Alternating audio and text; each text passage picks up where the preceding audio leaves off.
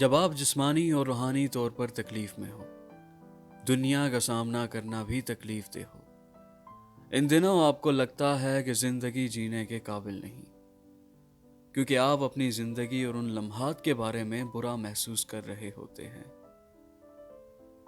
मैं जानता हूं कि जिंदगी हमारी सोच के मुताबिक नहीं होती, लेकिन क्या कर सकते हैं, जिंदगी ऐसी ही होती है। जिंदगी कामिल नहीं होती और ना ही गुलाबों का बिस्तर है। हम इसको कामिल नहीं बना सकते। हम नहीं जानते कि अगले लम्हात हमारे साथ क्या होने वाला है। अगर हम जानते हों कि हमारे पास जिंदा रहने के लिए 1 महीना या कुछ दिन है तो कैसा महसूस करेंगे। हमारी हर सांस अनमोल है। जिंदगी से ज्यादा कीमती चीज कोई नहीं। जिंदगी की कीमत सिर्फ वही जान सकता है जिसके पास जीने के लिए वक्त नहीं। जिंदगी एक मौजज़ा है और इसमें मौजूद हर चीज मौजज़ा है। अगर मैं आपको बताऊं कि मेरे साथ कुछ जादुई हुआ है, मैं मर गया था और दोबारा जिंदा हुआ हूं, तो आप मेरी बात पर यकीन नहीं करेंगे। लेकिन मेरे साथ ये मौजज़ा हुआ है, इसलिए मुझे लगता है कि हमारी जिंदगी मौजज़ा है और इसमें मौजूद हर चीज मौजज़ात पर मबनी है। आपने सुना होगा कि क्रिसमस पर अच्छे मौजज़ात होते हैं, हमारी विशेष कबूल होती हैं। मैं यकीनी तौर पर इस बात पर यकीन रखता हूं, क्योंकि क्रिसमस ने ही मुझे नई जिंदगी बख्शी है।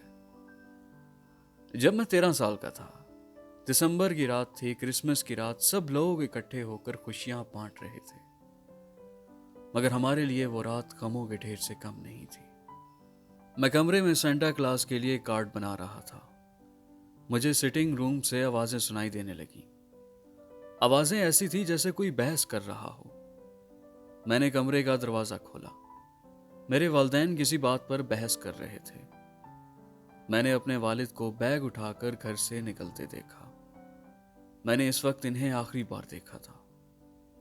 अम्मी सोफे पर बैठी रो रही थी।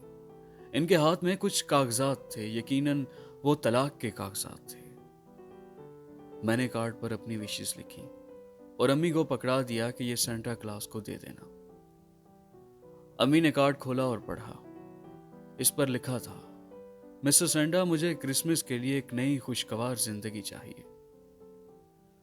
अम्मी ने मुझे गले लगाया और रोना शुरू हो गई। मैंने अम्मी से पूछा, पापा कहाँ गए हैं? अम्मी ने जवाब दिया, मैं नहीं जानती कि वो कहाँ गए हैं, मगर वो जल्द वापस आ जाएंगे। मगर मैं जानता था कि वो अब कभी वापस नहीं आएंगे।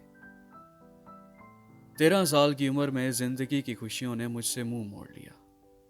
मेरे वालिदैन की तलाक हो गई थी। अम्मी को कैंसर था, इसलिए वो काम नहीं कर सकती थी। वो बुरी तरह बीमारी की लपेट में आ गई थी। महंगा इलाज होने की वजह से इनका इलाज नहीं हो पा रहा था और मैं इनको तड़प तड़प कर मरता नहीं देख सकता था। मैंने स्कूल छोड़कर एक स्टोर पर जॉब करना शुरू कर दी, मगर अम्मी के इलाज के लिए यह तनख्वाह नाकाफी थी। मैं परेशान था। एक दिन मैं घर वापस आ रहा था कि एक आदमी ने मुझे आवाज दी और पूछा कि क्या मुझे पैसे चाहिए। मैंने मस्बत में जवाब दिया और कहा, मुझे अपनी अम्मी के इलाज के लिए पैसे चाहिए। उस आदमी ने कहा, अगर मैं उसके लिए काम करूं तो वो मेरी अम्मी का इलाज भी करवा देगा और हमारी तमाम ज़रूरियात का ख्याल रखेगा। मैंने बगैर सोचे समझे हामी भर ली। इस दिन मैं बहुत खुश था। घर आकर अम्मी को बताया कि मुझे बहुत अच्छी नौकरी मिल गई है। अगले दिन मैं अम्मी को हॉस्पिटल लेकर गया और इनका इलाज शुरू करवा दिया। वो शख्स मुझे कुछ गिफ्ट पैक मुख्तलिफ जगहों पर पहुंचाने के लिए देता। कुछ जगहें ठीक होती थीं और कुछ मेरे लिए खौफनाक थीं। मुझे मालूम नहीं था कि इन गिफ्ट पैक में ड्रग्स थीं। मैं सिर्फ एक मासूम सा बच्चा था जो सिर्फ अपनी माँ को जिंदा रहने में मदद करने की कोशिश कर रहा था, क्योंकि अपने वालिद को खोने के बाद मैं अपनी माँ को खोना नहीं चाहता था। अम्मी के सारे चेकअप के बाद डॉक्टर ने कहा, सिर्फ कोई मौजज़ा ही है जो इन्हें बचा सकता था। मैं अम्मी की आंसुओं से भरी आंखें देख सकता था। मुझे मालूम नहीं था कि मुआवजा क्या होता है। मैं सोचने शुरू हो गया, मुआवजा कहाँ से मिलेगा? मुझे इसका जवाब मालूम ना था। पहले मुझे अम्मी के इलाज के लिए पैसे चाहिए थे, मगर अब इनको बचाने के लिए किसी मुझसे की ज़रूरत थी। उस रात अम्मी ने मुझे अपने पास बुलाया। इन्होंने मुझे बताया कि वो मुझसे बहुत प्यार करती है। एक वक्त ऐसा आएगा जब वो मेरे साथ नहीं होंगी। वो मुसलसल मेरे सर पर हाथ फेर रही थी। थोड़ी देर खामोश रहने के बाद फिर बोली, मुझे जिंदगी के चैलेंजेस का सामना करने के लिए बहादुर होना पड़ेगा। मैं महसूस कर सकता था कि वो रो रही थी। अगली सुबह जब मैं जागा तो अम्मी घर नहीं थी। मैंने इन्हें हर जगह तलाश किया। फिर मैं उस शख्स के पास गया जिसके लिए मैं काम करता था। मैं इनको पा कहकर बुलाता था। मैंने इन्हें कहा, प्लीज अम्मी को ढूंढने में मेरी मदद करें। पा ने कहा, तुम फिक्र ना करो, मैं कोशिश करता हूं। रात इसी तरह गुजर गई। अगली सुबह जब घंटी की आवाज आई, मैंने भागकर दरवाजा खोला। शायद अम्मी आ गई है। मगर सामने पा को देखकर मेरी खुशी खत्म हो गई। पा अंदर आ गए और मुझे बताया, मेरी अम्मी ने खुदकुशी की कोशिश की और इसमें इनका इंतकाल हो गया। ये सुनकर मेरी हालत अजीब हो रही थी। ये न खौफ था न दर्द था। ये वो कैफियत थी जो आज से पहले मैंने कभी महसूस नहीं की। मेरा दिल जोर जोर से धड़कना शुरू हो गया। मैं रोना चीखना चाहता था, मगर मैं ऐसा नहीं कर सका। इस वक्त पा ने मुझे सहारा दिया और मुझे अपने साथ ले गए। इन्होंने मेरी तमाम ज़रूरियात का ख्याल रखा। अच्छे स्कूल में मेरा एडमिशन करवाया, अच्छे अच्छे कपड़े लेकर दिए। इस दुनिया में पा के सिवा मेरा कोई ना था। मेरी जिंदगी का नया दौर शुरू हुआ। अपनी टूटी फूटी और अफसरदा जिंदगी से मुझे ऐशो आराम की जिंदगी मिली, जिसका मैंने कभी ख्वाब देखा था। पा का सलूक मेरे साथ ऐसा था जैसे मैं इनका अपना बेटा हूं। सच कहते हैं, कभी कभी हकीकी बाप से ज्यादा दिल में रूहानी बाप जगह बना लेते हैं। मेरे दिल में हकीकी बाप के लिए सिर्फ नफरत थी और पा के लिए प्यार के सिवा कुछ न था। जिंदगी कामिल नहीं हो सकती, मगर काफी हद तक बेहतर हो गई थी। पा ने मुझे बेखौफ होकर हिम्मत के साथ दुनिया से लड़ना सिखाया। इन्होंने मुझे सिखाया कि हर दिन आखिरी दिन है। हम कभी नहीं जान सकते कि अगले लम्हे हम जिंदा होंगे या नहीं, इसलिए हमें हर लम्हे जिंदगी की कदर करनी चाहिए, क्योंकि मौत के बाद कोई जिंदगी नहीं, कोई मौजज़ा नहीं। इन्होंने मुझे बताया कि उम्मीद पर यकीन करना कभी ना छोड़ो। हम में हमेशा सिर्फ एक खौफ रहता था, पकड़े जाने का खौफ। जो हम कर रहे थे वो गैर कानूनी था। जरा सी गलती हमारी जिंदगी को तबाह कर सकती थी। पा के काम की वजह से मुझे अपनी उम्र के बच्चों के साथ खेलने और दोस्ती करने की इजाज़त नहीं थी। अक्सर गिलास के लड़के बदतमीजी करते, मगर मैं खामोश रहता, क्योंकि मुझे अपनी ताकत दिखाने की भी इजाज़त नहीं थी। 18 साल की उम्र में पहली बार मैं अपने कॉलेज के लड़कों के साथ टकराया। मेरी नज़रें उस पर अटक गई थीं। इस दिन मैंने पहली बार उसे देखा। कुछ लड़के उसके साथ बदतमीजी कर रहे थे। मेरा खुद पर कंट्रोल नहीं रहा। मैंने एक लड़के के मुंह पर मुक्का दे मारा। उसके दांत टूट गए। बाकी कुछ करने की जरूरत नहीं पड़ी, सब भाग गए। इर्द गिर्द के तमाम स्टूडेंट्स मुझे घूर रहे थे, मगर मेरी नजरें उस लड़की पर थीं। वो घबराई हुई थी। मुझे शुक्रिया बोलकर वहां से चली गई और साथ मेरा दिल भी ले गई। पा को जब सारी सूरत हाल का पता चला तो मुझे खूब डांटा कि मैंने लड़कों से लड़ाई क्यों की। मैं इनको बताने की कोशिश कर रहा था, मगर उन्होंने मेरी एक ना सुनी और मेरा कॉलेज तब्दील कर दिया। मैं खामोश हो गया और कुछ कहे बगैर कमरे में चला गया। एक रात जब मैं डिलीवरी के लिए जा रहा था तो मुझे सायरन की आवाज़ सुनाई थी। ये पुलिस वाले थे। मैंने डिलीवरी का इरादा बदल दिया और आहिस्ता आहिस्ता चलने लगा ताकि लगे सब नॉर्मल है। मगर पुलिस वालों में से एक ने मुझे पुकारा, ए मिस्टर। मैं रुक गया, एक गहरा सांस लिया और ताखीर किए बगैर रोड की दूसरी जानिब भागना शुरू कर दिया। अचानक मेरे सामने गाड़ी खड़ी हुई और मैं सोचे समझे बगैर इसमें बैठ गया। गाड़ी तेज रफ्तारी से दूसरी सिमत मुड़ी। हम पुलिस वालों की नज़रों से ओझल हो गए। जब सुकून का सांस लिया तो मैंने शुक्रिया अदा करने के लिए उसके चेहरे की तरफ देखा। तो मेरा दिल जोर से धड़कना शुरू हो गया। ये तो वही कॉलेज वाली लड़की है। आप कैसे? मेरे मुंह से अचानक ये अल्फाज निकले। उसने मुस्कुराकर मेरी तरफ देखा और बोली, कभी कभी कवानीन को तोड़ना बुरा नहीं होता। फिर गाड़ी एक कॉफी शॉप के सामने रोक दी। अगर आप पसंद करें तो हम कॉफी पी सकते हैं, उसने पूछा। मैं इनकार नहीं कर सका। कॉफी पीने के दौरान कुछ बातें हुई। काफी टाइम गुजर चुका था, इसके साथ वक्त का पता नहीं चला। अचानक मेरी नजर फोन पर पड़ी। बाकी 100 से ज्यादा कॉल्स और मैसेजेस आ चुके थे।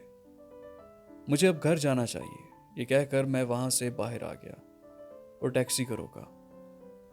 मैं टैक्सी में बैठने लगा तो वो मेरे पास आ गई और कहा, अकेले रहने से बेहतर है दोस्त बनाना और कभी कभी घूमना चाहिए। मैं ये नहीं पूछूंगी कि पुलिस वाले आपके पीछे क्यों थे, मगर ये जरूर कहूंगी कि हम कभी कभी एक दूसरे से मिल सकते हैं। मैंने उसकी आंखों में देखा और कहा, तुम मेरे बारे में कुछ नहीं जानती। इसने जवाब दिया, मैं सिर्फ इतना जानती हूं कि एक दिन आपने मुझे बचाया था और मैं आपसे दोस्ती करने के लिए कुछ नहीं जानना चाहती। मैं उसको नजरअंदाज करके टैक्सी में बैठ गया और खुदा हाफिज कहकर निकल गया। पा दरवाजे पर मेरा इंतजार कर रहे थे। वो बहुत परेशान थे। इन्होंने मुझे देखते ही गले से लगा लिया और पूछा कि मैं कहाँ था। मैंने इन्हें पुलिस छापे के बारे में बताया और बताया कि मैं कितना डर गया था। पा मुझे गले लगाकर रोना शुरू हो गए और कहा कि अब तुम कोई डिलीवरी नहीं करोगे, मैं तुम्हें खोना नहीं चाहता। मैंने इनके गंजे सर को बोसा दिया और कहा, आपने मेरी बहुत अच्छी ट्रेनिंग की है, मैं कभी आपको मायूस नहीं करूंगा। मैं कमरे में वापस आ गया, अपना कोट उतारा और बेड पर लेट गया। गुजरे लम्हात किसी फिल्म की तरह मेरे जहन में रिपीट हो रहे थे। फिर पता नहीं कब नींद की आगोश में चला गया। अगले दिन जब मैं जागा तो बेड पर लेटे कल रात की सारी बातें जहन में घूम रही थी। फिर एकदम मुझे याद आया, रात को जब कोट उतारा था तो कागज का एक टुकड़ा जमीन पर गिरा था। मैंने जल्दी से कागज का वो टुकड़ा उठाया। इस पर फोन नंबर लिखा था। मैंने जल्दी से वो नंबर डायल किया। मुझे मालूम था कि आप मुझे कॉल करेंगे। ये उसी की आवाज थी। मेरा दिल जोर जोर से धड़कने शुरू हो गया। मैंने फोन बंद कर दिया। मैं उससे बात करना चाहता था, मगर मुझे मालूम था कि अगर पा को पता चला तो वो बहुत नाराज होंगे। एक दिन जब पा घर नहीं थे, मैंने दोबारा उस लड़की को फोन किया। इसने अपना नाम सोफी बताया। हम घंटों बातें करते रहे, यहां तक कि पा वापस आ गए। अगली रात उसने मुझे मिलने का कहा। मैं इसको ना नहीं कर सका और खिड़की से चुपके से बाहर निकला और इससे मिलने चला गया। फिर हमारी मुलाकातों का सिलसिला शुरू हो गया। इसने मेरा सारा एतमाद हासिल कर लिया था, क्योंकि हम दोनों एक दूसरे से मोहब्बत करना शुरू हो गए थे। एक रात मैंने इसे अपने बारे में सब कुछ बता दिया और पूछा, क्या इसके दिल में मेरे लिए अब भी मोहब्बत है? इसने मेरे हाथ पकड़कर चूमे और कहा, आपके लिए मेरी मोहब्बत कभी भी नहीं बदलेगी। पा को एक दिन दूसरे शहर जाना था। मैंने उसे घर बुला लिया। हमने सारा दिन इकट्ठे गुजारा। वो लम्हात बहुत खूबसूरत थे। मैंने उसे बताया कि मैं इसे पा से मिलवाना चाहता हूँ ताकि हमारी शादी की बात शुरू हो। अगले दिन जब मैं डिलीवरी से घर वापस आया तो मैंने पूरे घर में पुलिस वालों को देखा। पा को हथकड़ियां लगे पुलिस की गाड़ी में सवार होते देखा। मैं इन्हें बचाना चाहता था। मुझे समझ नहीं आ रहा था कि मैं क्या करूं, क्योंकि पा ने हमेशा कहा था अगर वो पकड़े जाएं तो मैं भाग जाऊं किसी दूसरे शहर, इसलिए मुझे वहां से भागना था। अचानक मेरी नजर एक लेडी पुलिस वाली पर पड़ी। ये मरहला किसी हैरत से काम नहीं था। ये सोफी थी। इसने मुझे धोखा दिया, मेरी मोहब्बत को धोखा दिया। वो सब झूठ था। इसकी मोहब्बत मुझसे झूठ थी। मैं इसे अजियत देना चाहता था। मेरे दिल में इसके लिए नफरत इसकी मोहब्बत से कई गुना बढ़ चुकी थी।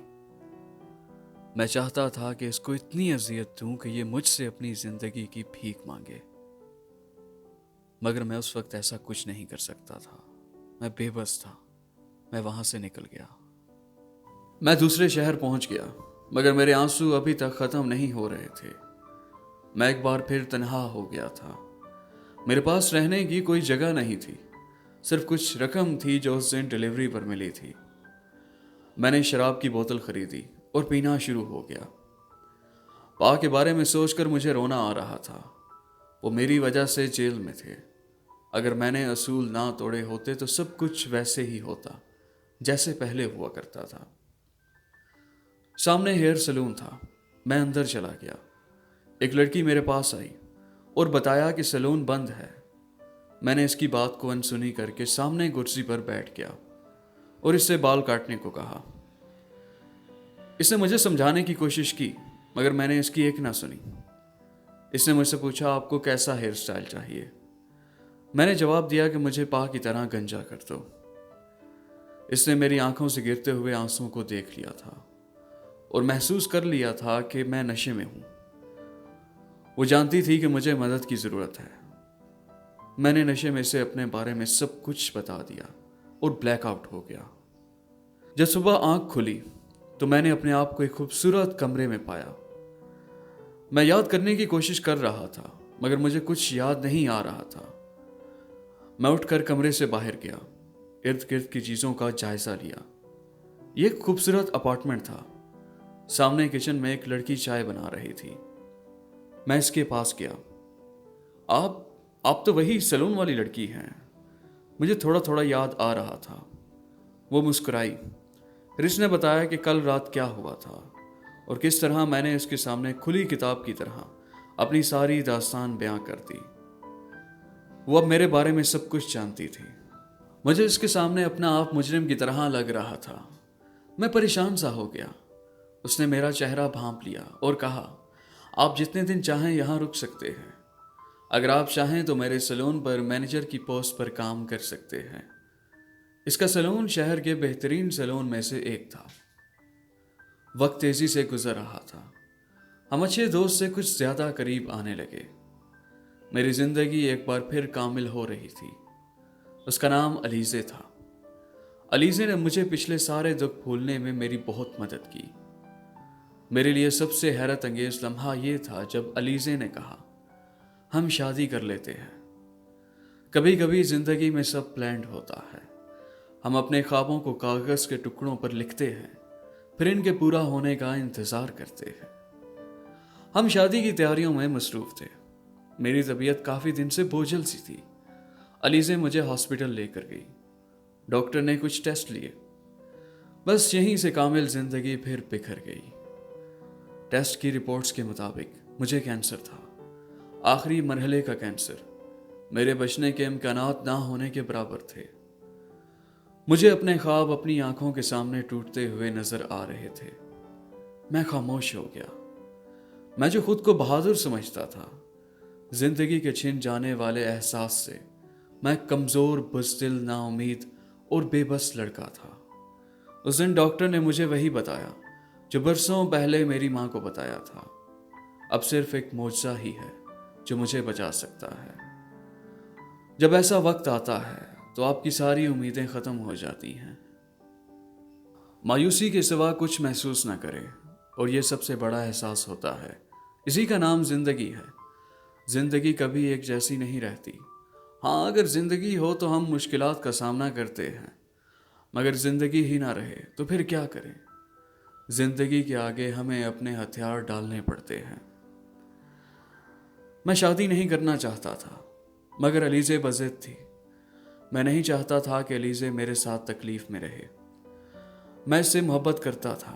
मैं जानता था कि मुझे खोने का खौफ इसके चेहरे पर था। जिंदगी ने हमेशा मुझसे मेरा प्यार छीना था। पहले अब्बू, फिर अम्मी, फिर पा, और अब अलीज़े। एक रात मैं घर से भाग गया। मुझे नहीं मालूम था कि मैं कहाँ जा रहा हूँ। मैं नंगे पांव गलियों में दौड़ रहा था। मुझे खुद मालूम नहीं था कि मैं किधर जा रहा हूँ। मैं भागता रहा और करीबी जंगल में पहुंच गया। फिर एक बड़े पत्थर पर बैठ गया। मैं कांप रहा था और रो रहा था। मैं घंटों रोता रहा। मैं कुछ सोच नहीं सकता था। मेरा दिमाग माउफ था। मैं सिर्फ चीख रहा था और रो रहा था।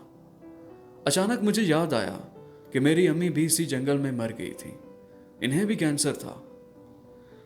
ऐसे लग रहा था जैसे तारीख अपने आप को दोहरा रही हो। वो झील में डूब गई थी और मेरे सामने भी वही झील थी। मैं महसूस कर सकता था कि अम्मी ने क्या महसूस किया होगा। वो हर रोज जीने के लिए लड़ते लड़ते थक चुकी थी। मैं वही गलती नहीं दोहरा सकता था, लेकिन मुझे राहत का कोई दूसरा रास्ता नजर नहीं आ रहा था। मैं उठा, अपना कोट पत्थरों से भरा और दरिया की तरफ चल दिया। मैं अपनी आंखों में आंसू, दिल में अलविदा कहने की हिम्मत और चेहरे पर मुस्कुराहट लिए पानी में चला गया और अपने आप को दरिया की लहरों के सुपुर्द कर दिया। मैंने अपने आप को एक खूबसूरत सफ़ेद जंगल में पाया। हर चीज़ बर्फीली थी। सफ़ेद दरख्तों और जादुई चमकते बर्फ के तोदों के सिवा कुछ न था। क्या मैं मर गया था? ये बुरा नहीं है। क्या ये जन्नत है? अगर ये वो जगह है जहां मुझे अपनी मौत के बाद रहना है, तो मैं इसके लिए तैयार हूं। मैंने आगे चलकर देखा तो आसमान में कुछ धुआं सा था। मैं इसका पीछा करता हुआ एक छोटी सी झोंपड़ी पर पहुंचा। दरवाजा खुला हुआ था। मैं अंदर चला गया। ये अंदर से बहुत खूबसूरत था। मुझे अपनी आंखों पर यकीन नहीं आ रहा था। मुझे नहीं मालूम था कि मैं ख्वाब देख रहा हूं या ये सच है। आप यकीन करें या ना करें, मेरे सामने सेंटा था। मैं इसके पास बैठ गया और कहा, मुझे लगता था कि आप सिर्फ एक अफसाना हो। इसने कहका लगाया और कहा कि तुम जानते हो कि तुम इस वक्त कहाँ हो? मैंने जवाब दिया, जन्नत में। वो हंसा और कहा, यह मेरी दुनिया है, वो दुनिया जहां मौजज़े होते हैं। इसने मुझे कागज का एक टुकड़ा दिया। मैंने खोला। वो कार्ड था जो मैंने 13 साल की उम्र में सेंटा के लिए बनाया था। मिस्टर सेंटा, मैं क्रिसमस के लिए खुशगवार जिंदगी चाहता हूं। मैंने इसे पढ़ा और मेरी आंखों में आंसू आ गए। मैं मुस्कुराया और कहा, यह सिर्फ इस सूरत में मुमकिन है जब मुझसे सच होने लगे। मिस्टर सेंटा मुस्कुराया और जवाब दिया, जहां उम्मीद होती है वहां ईमान होता है। जहां ईमान होता है वहां मुझसे होते हैं। ये यकीनी तौर पर एक मुआवजा है कि मैं आपसे मिला हूं और अब आप जानते हैं कि मैं हकीकी हूं। मैं अपने गालों से आंसू पूछते हुए मुस्कुरा दिया। असल मुआवजा जिंदगी है, सेंटा ने जवाब दिया। जिंदगी एक मुआवजे से बढ़कर है। यह खूबसूरत तोहफा है और तुमने इसे अपने आप से छीनने की कोशिश की। मैं पहले ही मर चुका था। मौत सबसे बड़ा नुकसान नहीं है। सबसे बड़ा नुकसान यह है कि आप जिंदा हों लेकिन अंदर से मर जाएं, और मैं अंदर से मर चुका था। नहीं डियर, यही गलती तुम्हारी माँ ने की थी और तुम्हें बेयारो मददगार छोड़ दिया था, और अब यही गलती तुम करने जा रहे थे। क्या मतलब करने जा रहा था? क्या मैं मरा नहीं हूं? क्या यह जन्नत नहीं? मिस्टर सेंटा ने कहका लगाया और मुझे आंखें बंद करने को कहा। इन्होंने मेरे कान में सरगोशी की। यह तुम्हारी ख्वाहिश को पूरा करने का वक्त है। मैंने अचानक आंखें खोली तो खुद को अपने बिस्तर पर पाया। सुबह हो चुकी थी। मैं उठकर नीचे गया। अलीजे की आंखों में आंसू थे। अलीजे, मैंने उसे पुकारा। मुझे देखकर वो पागलों की तरह रोने लगी और मुझे गले लगा लिया। तुम कभी मुझसे दूर नहीं जाना। मैं तुमसे बहुत प्यार करती हूं। मेरा प्यार अभी भी वैसे ही है जैसे पहले था। मेरी आंखें भी आंसू से भरी हुई थी। हमने शादी मनसूख नहीं की। शादी के बाद मैं दोबारा अपना चेकअप करवाने के लिए डॉक्टर के पास गया। डॉक्टर ने सब टेस्ट किए और वो हैरान थे। मेरी सारी रिपोर्ट्स ठीक थीं। मुझे कैंसर नहीं था। ये एक मौजज़ा था। मुझे दूसरी जिंदगी मिली थी। उस हादसे ने मुझे जिंदगी का मतलब सिखाया कि अपने और अपने करीबी लोगों के लिए जीना कितना जरूरी है। और असल मौजज़ा जिंदगी है। जिंदा रहकर जीने से बेहतर कोई चीज नहीं है। हमारी हर सांस एक नई उम्मीद लाती है। जिंदगी एक कोसे कज़ा की तरह है। ये रंग बदलती रहती है, लेकिन गमों के साथ खुशी भी लाती है। मुझे का एक लम्हा इतना रोशन था कि मुझे दोबारा जिंदगी मिली। मेरे लिए जिंदगी एक तोहफा थी सेंटा की तरफ से, और मैं इस तोहफे के सच होने के लिए बहुत शुक्रगुजार हूं। क्रिसमस की इस रात के एक मौजज़े ने मुझे जिंदा रहने के लिए दूसरी जिंदगी बख्शी।